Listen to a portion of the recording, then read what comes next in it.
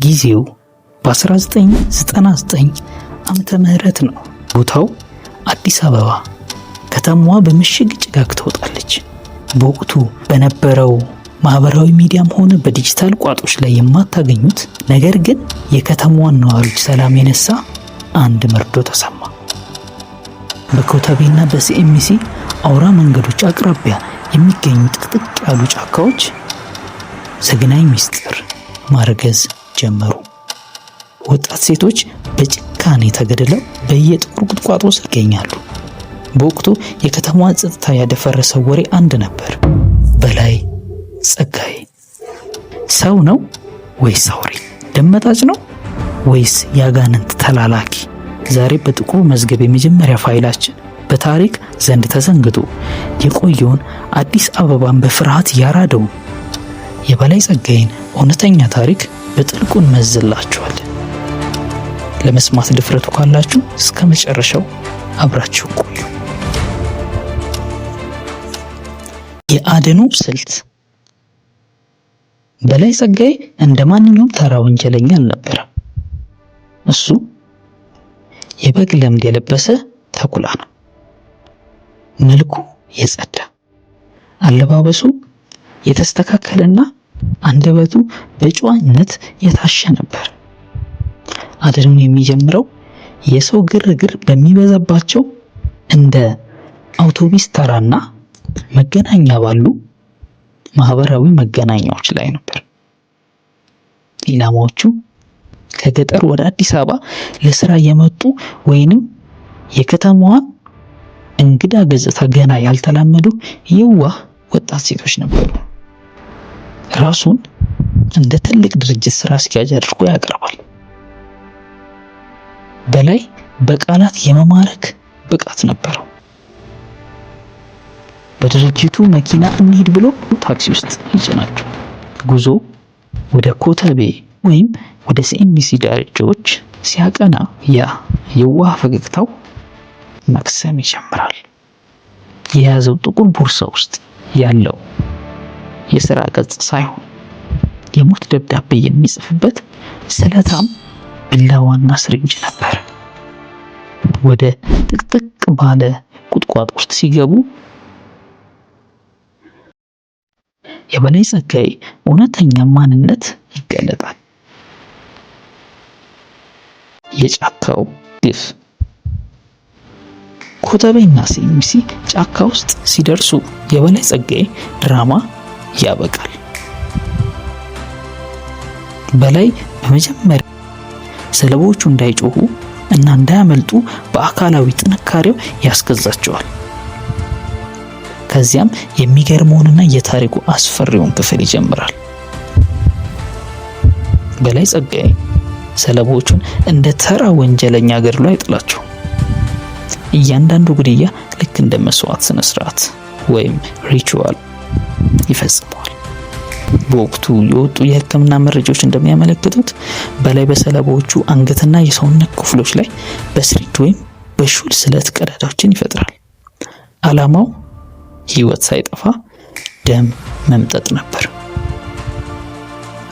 የከተማዋ ነዋሪዎች ቫምፓይሩ የሚል ቅጽል ስም ያወጡለት ያለ ምክንያት አልነበረም። በህይወት እያሉ ደማቸውን እንደሚጠጣና ይህም ለአካል ብርታት ለረጅም ዕድሜ ይረዳኛል የሚል የተዛባ እምነት እንደነበሩ ይናገራል። በላይ ተግባሩን ከጨረሰ በኋላ አስክሬናቸውን በቁጥቋጦ ውስጥ ደብቆ ልክ እንደ ተራ ዜጋ በንጹህ አለባበሱ ወደ ከተማው ግርግር ይመለሳል። የበላይ ጸጋዬ የጭካኔ ጉዞ ያከተመው ግን ባልጠበቀ ሁኔታ ነበር። በ1999 ዓመተ ምህረት አጋማሽ ላይ አንዲትን ወጣት ወደ ኮተቤ ጫካዎች ይወስዳታል። በላይ የለመደውን የወንጀል ድርጊት ለመፈጸም ሲሞክር እጁን በኃይል ነከሰችው። ከዚያም አፈር ዘግና አይኑ ላይ በመበተን አሰወረችው። ያችን ቅጽበት በሞትና በህይወት መካከል የነበረች ጠባብ በር ነበረች። ልጅቱ በባዶ እግሯ ልብሷ ተቀዳዶ ወደ ዋናው ከተማ ሮጠች። በላይ በቁጣ ተሞልቶ ይከተላል ነበር። ነገር ግን ልጅቱ ሳትቆም የነፍሷን ያክል ሮጣ ዋናው መንገድ ላይ ደረሰች። ይህች ወጣት ለፖሊሶች የሰጠችው ዝርዝር መረጃ ቫምፓየሩን የመያዣው ቁልፍ ሆነ። በሷ ጥቆማ መሰረት ፖሊስ ባደረገው ክትትል በላይ ጸጋዬ ለመጀመሪያ ጊዜ በቁጥጥር ስር ዋለ። ታላቁ አምልጦት ሁሉም ሰው አበቃለት ብሎ ደመደመ። ግን ታሪኩ ገና ነበር። በላይ ጸጋዬ ለሕግ እጅ የሚሰጥ ተራ ወንጀለኛ አልነበረም። በእስር ቤት የብረት አጥሮች ውስጥ ሆኖ እንኳን ሌላ የክፋት ስሌት ያሰላ ነበር።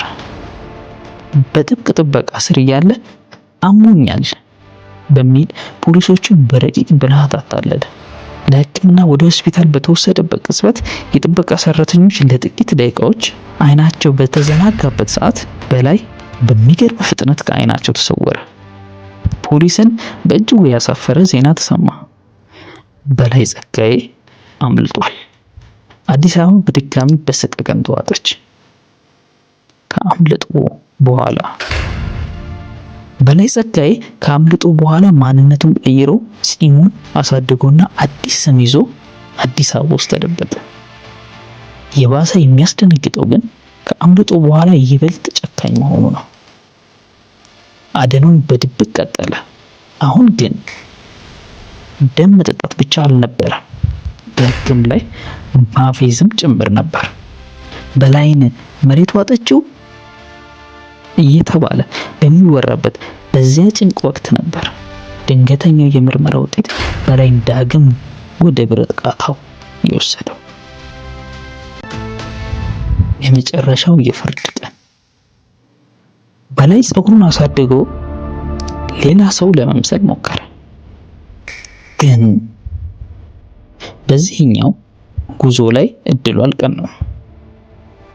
እንደገና አደኑን ለመጀመር ሲሞክር በአካባቢው የነበሩ ነዋሪዎች ባስተዋሉት እንግዳ ሁኔታ እና ለፖሊስ በሰጡት ጥቆማ አድራሻው ተደረሰበት። ፖሊስ በከፍተኛ ጥበቃና ጥንቃቄ በተሰራ ኦፕሬሽን በላይ ጸጋዬን ባልተጠበቀ ሰዓትና ቦታ ዳግም በካቴና ቆለፈው። በፍርድ ቤት ቀርቦ በሰራው ግፍ ሲጠየቅ ምንም አይነት የጸጸትና የማዘን ስሜት ሳይታይበት እንዲህ አለ። እኔ የገደልኳቸው ሴቶች ለዚህ ዓለም የማይመጥኑ ደካሞች ናቸው። ደማቸውን የጠጣሁት ለራሴ ብርታትና ለኃይል ነው በማለት ዳኞቹን አስገረመ። በ1999 ዓመተ ምህረት ማገባደጃ ላይ በላይ ጸጋዬ መፈጸማቸው ተከታታይና ዘግናኝ ግድያዎች የሞት ፍርድ ተፈረደበት። እንደዚህ አይነት አስገራሚና ድብቅ እውነተኛ ታሪኮችን መስማት ከፈለጉ ሰብስክራይብ ያድርጉ። ጥቁር መዝገብ